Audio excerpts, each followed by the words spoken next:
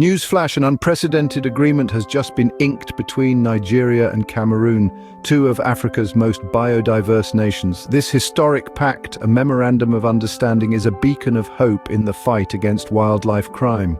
The story begins on the slopes of Mount Cameroon, a biodiversity hotspot under siege from illegal wildlife trafficking. For years, this region has witnessed the plundering of its natural resources, with high-value items such as tropical timber, elephant ivory, and pangolin scales being smuggled across borders with impunity.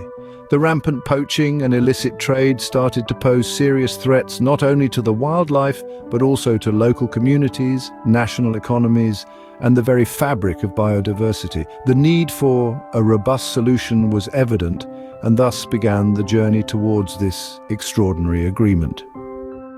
Enter Traffic, a leading non-governmental organization dedicated to ensuring that trade in wild plants and animals is not a threat to the conservation of nature. This stalwart organization played a pivotal role in the birth of this agreement, lending its expertise and support to both nations in their quest to combat wildlife crime. The Memorandum of Understanding, signed by both Nigeria and Cameroon, is a comprehensive document that promises to address wildlife crime along their shared border. It includes provisions for joint implementation of transboundary wildlife programs, intelligence sharing, and enforcement cooperation. The ink has barely dried on this historic agreement, yet its potential impact is already sending ripples of hope across the conservation world.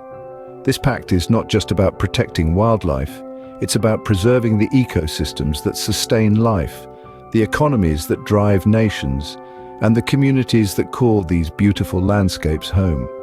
The agreement sets a new precedent in international cooperation to combat wildlife trafficking. It's a bold step forward, a signal that these nations are ready to tackle this issue head-on. With continued support from organizations like Traffic, the day may not be far when wildlife crime is reduced to a footnote in history.